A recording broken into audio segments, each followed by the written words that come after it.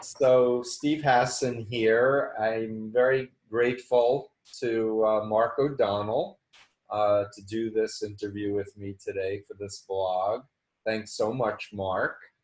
And I also want to just do a shout out for his wonderful wife, Kimmy, who's been helping me with freedom of mind, social media, and web work, and just a myriad of things to help get things done, including letting people know about the research that I've been doing for my doctoral program and such.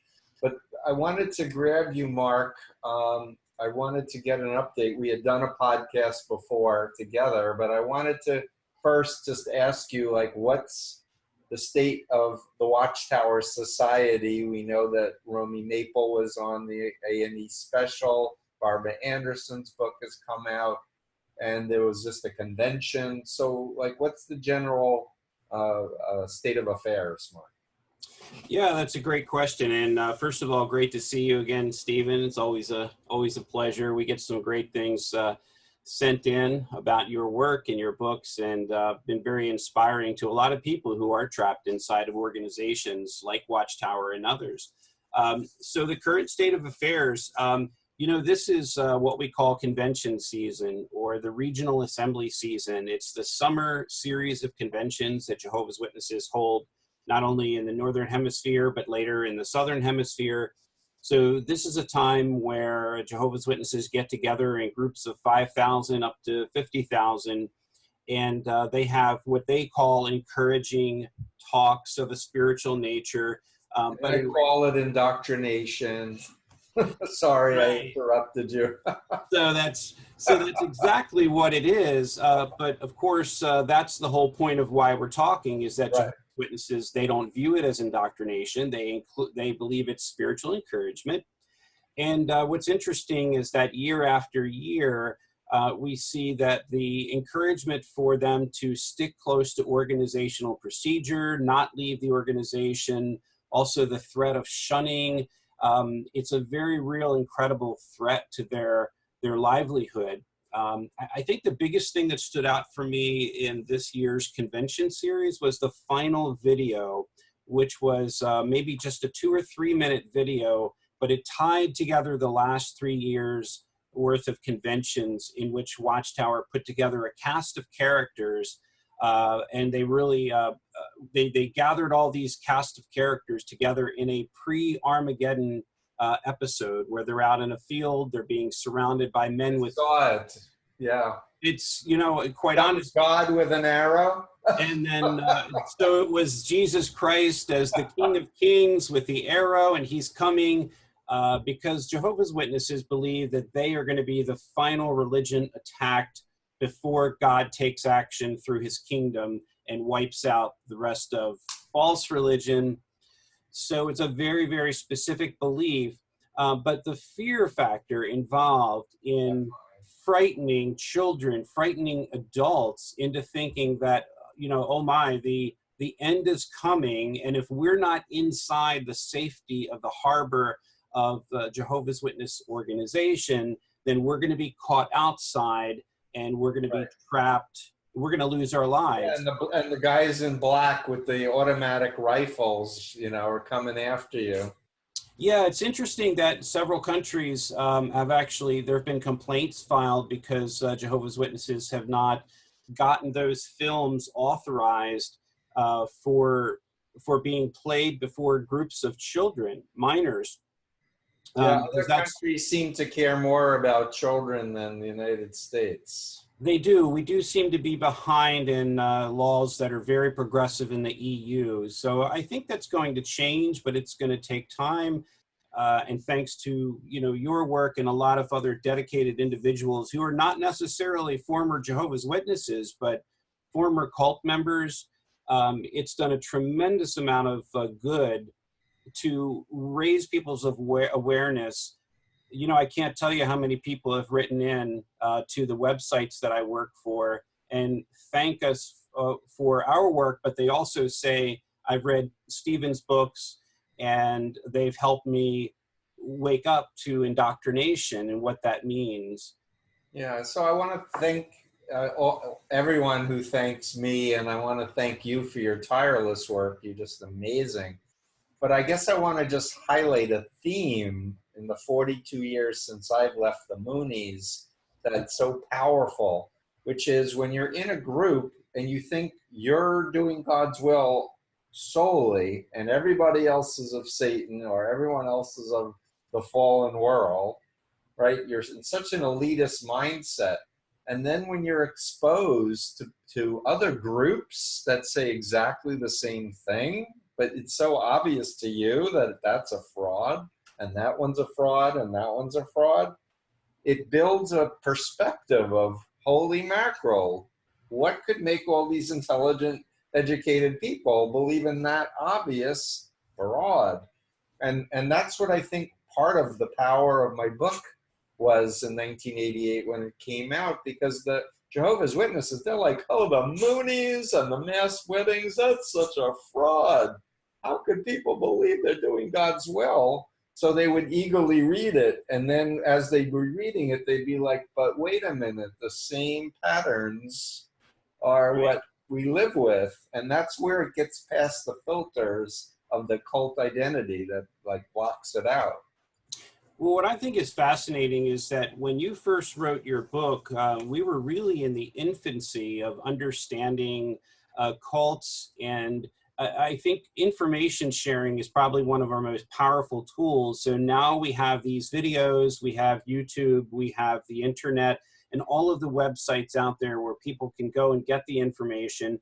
And quite frankly, for captive organizations like Scientology or Jehovah's Witnesses, that's the only way that people can get this information, because in the past, you know, you couldn't be caught dead with a book right. of an apostate nature.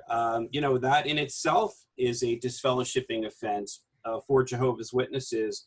So I just want to interrupt for a second, Mark, forgive me, but to just say that when the internet arrived, which is, my memory was about 95, 96, when I first went on the web and such, there was so many non-ex-Scientologists who were like geeks, who were like seeing Scientology harassing ex-members online, that they literally swarmed to the defense of ex-members and started posting all kinds of critical stuff. And it was absolutely amazing, to the point where the cult had to have all their members install net nanny software, or some, I don't know if that's the actual term, but members were not even aware that they were putting in software that was going to block their access to any critics' websites without their awareness, without their informed consent. But what's happening, as you know, as the generations are born and they are used to the internet and they're used to smartphones, totalitarian organizations have got their hands full regulating people to say, don't go online and look at this or that. And like some of the ultra-Orthodox Jewish groups just say nothing on the internet, right? But that has also rebounded, because young people, they meet somebody and they're curious. They're like, what's this? You know, oh, you can Google a question about, you know, the atmosphere and get the answer. It's like fascinating to them, right? Yeah. And I think that that's why we're seeing a lot of signs of people that protest at various events like Jehovah's Witness conventions. They hold signs up that say, you know, Google this or Google that. It might be the Australian Royal Commission, or go to jwfacts.com and research this information for yourself. And, you know, we can look at those statistics and see that people are actually doing it. But you mentioned something earlier about the organization blocking access. I actually have a few physically in, mentally out people who are inside the IT department at several large branches inside the Jehovah's Witness organization. And you know, there's tens of thousands of members of what they call the Bethel family. The world headquarters actually has security and firewall policy, which is designed to block access to any and all apostate sites, as well as pornography. So, but what they do is they block access to sites like JW Survey or JW Facts. But all of this is maintained at the world headquarters in New York. And that policy, because they have a nationwide or global network, that policy applies to all of these Bethel or headquarters facilities in countries around the globe. So they do have censorship. They absolutely do, yes. Okay, so that's one of the 4 major components of mind control is information control. And I say very bluntly, you know, if you really believe in God and you really think you have the truth, then why not read anything? And if it's legitimate, it will stand up to scrutiny. Yeah. If you really are a faithful believer in God, demonstrate it. But when a group says, no, no, no, we know better, so we're going to take that option away from you, in my opinion, they're actually violating people's religious freedom by taking away their God-given right to make a choice. I mean, God didn't even do that with Adam and Eve. However you want to understand the part of the Eden story, Almighty God, who could do anything, said, you know what? I want my children to have a choice. And, you know, it's interesting because we talk a lot about the United Nations Declaration of Human Rights, and several articles, such as Article 18, states that a person should be able to change their religion without consequence, which also means research and read about other things and make their own decision. And as you pointed out, if it stands up to scrutiny and stands up to truth or the test of truth, then Jehovah's Witnesses or Scientology, they should have nothing to fear. Right. But the reality is it's about control. Exactly. And that's what we found out on the research survey. And in fact, you know, the BITE model, we got very strong statistical relevance, and especially from people in the Jehovah's Witnesses and the Mormons. Interestingly, people raised in those 2 groups represented 700 of the 1,045 that responded to my survey. Incredible. And one of the most vital of all of the components is fear of exiting. Fear, and I talk about phobia indoctrination, but there's also the consequences, the very real world consequences of your losing your job. Like I know many ex-witnesses that lost their jobs. People were saying lies about them, cutting off from friends and families, being shunned even though they live across the street from them, etc. But that's exit cost is a huge mind control technique to keep people in line. But now I want to go ahead. Please. Yeah, it happened to myself and my wife just by stopping the meeting process, stopping going to the regular meetings resulted in a complete lack of communication or association with the people that we had spent decades with, all because we were now considered bad association because we weren't following organizational procedure by submitting to the meeting arrangement. I'd like to mention, you know, it's funny, you talked about people that are on the inside and what's going through their mind and the dilemmas they face. And it's funny that, you know, we're having this discussion because just a few hours ago, I received an email and I printed it out. I thought it would be very good for our listeners to, you know, please read it. Well, I'm not going to mention the name of the individual because it's an email that was sent to one of the sites that I work with. But it's a young man, and we'll just call him David. And he said, in fact, actually, let me go back to the original email here. He said, hello there.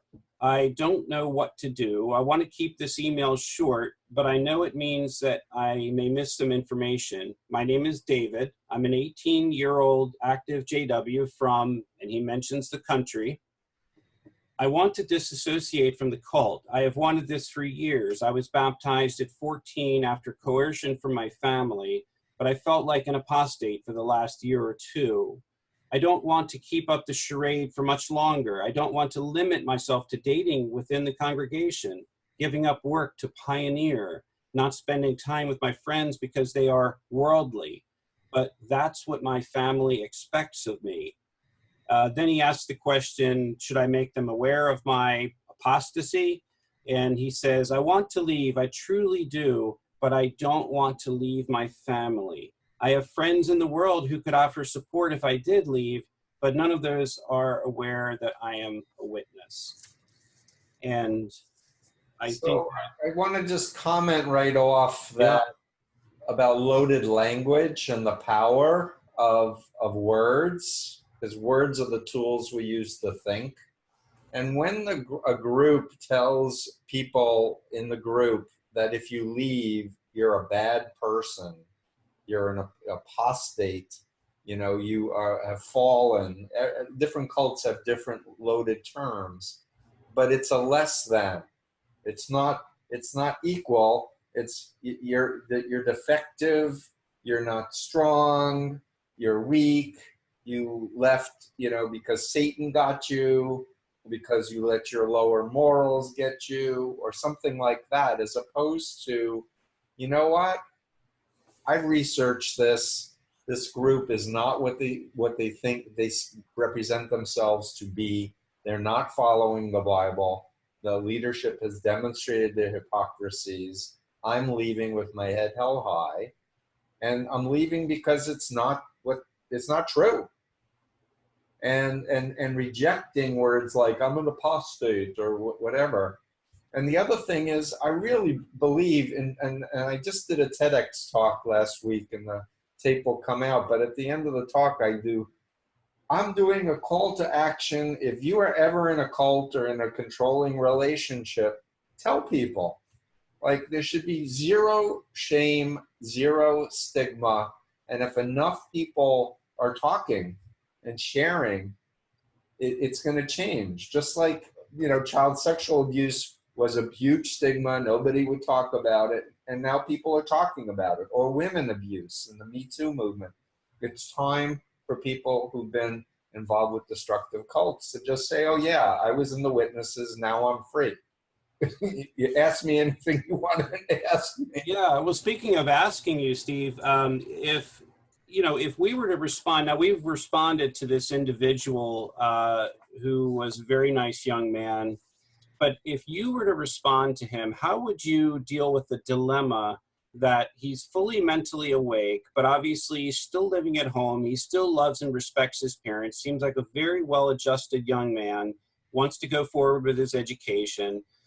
But what would be your advice to deal with that dilemma where he's got a fully indoctrinated set of parents and other members of his family and friends?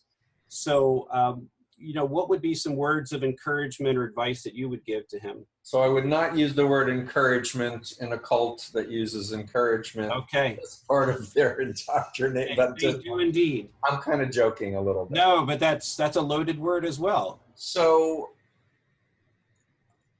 I'm a trained mental health professional, and so I think like a mental health professional, and I always want people to take care of themselves before they think about helping other people, even their family, which is extremely hard in cults like the Witnesses or the Moonies and so many other cults where you're trained to think of others and that it's selfish to think of yourself. It took me over a year out of the Moonies to realize me deciding to go back to college was not a selfish act. Like, me going back to college would enable me to be more functional, to help others, and to do more things on the planet, and that it was not a bad thing or a selfish thing. So what I say to people who are still in is find time to study books, look at videos, look at documentaries, learn about other cults. If you can get to support groups online, Facebook groups, Reddit groups, the better. But get strong, get very clear about what the key issues are for you. And everybody has different points about this. So it's not enough just to know I want to leave. you really want to understand what are the characteristics of a destructive cult. And I do believe understanding behavior control and information control and thought control and emotional control variables is really vital to the recovery. And I have some free videos on Freedom of Mind and our YouTube that talk about my work with people born into groups. So that's free, and people can avail themselves of those things. But secondarily, as a mental health professional, I want to talk about the toll it takes on someone's psyche when you're out in your mind, but you're living with people who are still in the cult. There's a tremendous dissonance. I liken it kind of like you're a spy in another country, you know, so you have to pretend that you're someone that play that role. And people who are doing covert spy work usually last a couple of years before they can't be functional anymore. It's a short-term window. So I want to encourage people to think about an exit strategy that is not longer than 2 years, but maybe sooner.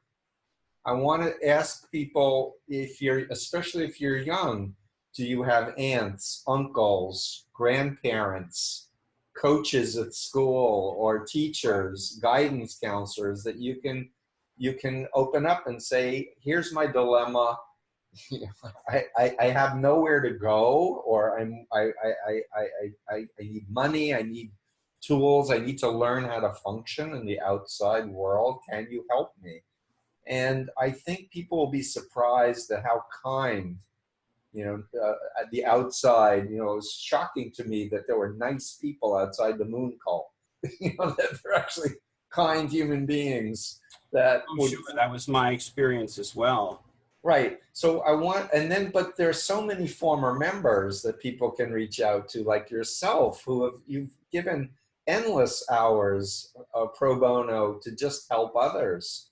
And it's just a gift and a wonderful thing and it's a matter of paying it forward. Like, people help you and you help other people. So that's a wonderful thing too. But I guess I also want to just say that, I really believe there are methods that people can use to have conversations with family and friends without overtly attacking the group itself, but explaining social psychology principles, explaining other groups. And that's part of what I teach in my strategic approach and my book, Freedom of Mind, is how to plant seeds that are going to grow. And because I really believe people want to be free. Like, there are some cynics that I've run into who say, no, people want to be controlled, Steve. They really like it. They don't want to think for themselves. And that just doesn't resonate with me, with all the people that I've met and interacted with. People in the core of their being don't like to be lied to and don't like to be exploited or used. Yeah, and that's, I think, a trick that Watchtower and other organizations use, is that they actually say, you have freedom. You have the freedom to choose the truth and to be happy in an organization that loves you. But the reality is, it's all conditional. Is the moment you think differently or break the rules, you're out. But I thought I would just read one final comment, because the young man, he responded back to our response. And I thought this was a very telling comment. He said, my goal is just to be honest with my parents. And that's a great statement right there. He goes on to say, whether I give them all the information or not will depend upon the circumstances, but I don't feel comfortable simply lying to them. I may speak with my dad first because my mom has a lot on her plate at the moment. I understand it's my decision to leave, but I'm sure you can imagine the kind of stress this would put her under, given that the, quote, end is near, end of quote, mentality that they are under. So he makes a few more comments, but I thought that was really telling, because this is a young man who is not disingenuous. He doesn't want to lie to his family. He wants to be honest with them, but he knows that the moment he's honest, honesty cost you all of your friends and family, your entire life in the organization. Or they leave. Well, right. And Leah Remini's family all left when she woke up. so that's the difficulty, is that some of these families are so deeply embedded. And I think it's a really, that's why you're seeing so many Mormons and ex-Jehovah's Witnesses take your surveys, because these are the ones I think most deeply affected. They're very large organizations, with each organization has more than 8 million members worldwide. And they're so family oriented, even though there's extreme corruption within the family arrangement. But they put on an air of love and family and kindness and right, the illusion of freedom and the illusion of close families. You can't be close if you feel like someone may turn you in to some ministerial inquisition or something. It's just not the way real families work. That whenever I discuss this with a JW or an elder or anyone in authority in the church, they always come back with, "You're free to leave anytime you want. We don't hold you back." The Moonies say that, Scientology says that, every cult on the planet says that. But it's not the words, it's the behaviors that you want to look out for. And you really aren't free to leave, because when you leave, you experience all of the shunning, all of the disruption of your life, your family. So I think people need to know that, and I appreciate everything you've done with your books. I had another individual, we'll call her Marci, who wrote in just a week or two ago and said that she left the Jehovah's Witness organization 7 years ago, but she says, now I'm able to research them as a cult and admit to myself that it's a cult. And she said, when my sister and I first left, she urged me to read Combating Cult Mind Control by Steve Hassan. I was not ready, but I wish I had read it years ago. It was not until a recent tragic event with my sister, who is still a JW, that took place, that I was able to see that my parents are completely mind controlled, and I'm very emotional about it. So it's interesting. She also said, I have many of the issues outlined in Hassan's book, so I am beginning my healing journey. So I want to just comment that, sometimes telling someone to read a book is too big a step. So I recommend that if you've read the book and you like it, you just say, can we get together? I'd like to read a few pages with you. Great suggestion. Just read, the introduction, and then you have a conversation, and let's get together and read the first chapter, and then we can talk about it. In other words, break it down into small, doable pieces, and often that's what it takes. And I also want to just comment to this young man. He said he's going to talk to his father first because his mother has a lot on her plate. Well, I would say, think about who you have the warmest relationship with. It may be a sibling, or it may be your mother. And if it's your mother, that's who I would recommend you have that first conversation with. And don't try to do it all in one conversation. Think about it again, breaking it down into smaller pieces and laying a foundation for a deeper conversation. So you also have your website, which has snippets and articles and blog posts, which come out on a regular basis. And I suppose anyone who's listening can go onto your freedomofmind.com and subscribe, and they will get those regular posts, which are shorter examples of, and they're from, you have some guest authors on there as well, I believe. Yeah, we're trying to just fill, gaps. Like we're coming up on the 40th anniversary of the Jonestown massacre, and a man that reached out to me who said my book really saved his life had actually been shot on the tarmac with Congressman Ryan. And then he went on to become a police officer in Hawaii for 28 years. So we've known each other for a really long time. And because it was the anniversary, I contacted him and said, hey, Vernon, would you do an interview? He said, absolutely. So that was this last week's interview. And it's just, he really is a model for everyone. If you can survive being shot, you know, and with all your friends, all of his friends were dead from the cyanide-laced Kool-Aid, and his son died as well. If you can survive that, you know, trust me, you can survive. Yeah, that's a powerful interview. Can you remind everybody, is that found on a link on Combating Cult? Yeah, that's freedomofmind.com/blog. You can you know, find it easily, and his name is Vernon Gosney, and he's in Hawaii. And I'm going to need to jump off, but thank you, Mark, for all the work that you do. Thank Kimmy for all of her work, and keep up. You know, it's just magnificent. And I'm more and more hopeful as time goes on that we're getting more synergy and we're getting more awareness and attention. I think so, Steve. If the emails, contacts, and social media contacts are any indication of where we are, I think we have a lot of people that are waking up to what cult mind control is and indoctrination, and I think that your work is an important part of that. So thanks for what you're doing, and I appreciate the chance. My pleasure. And one last call out: if you happen to be an ex-member and you have a company and you can employ people, think about employing ex-members of your group or other groups. Great advice. They could use a helping hand. They sure could. Okay, thanks again, Mark. Terrific. Have a great day, Stephen. Thank you.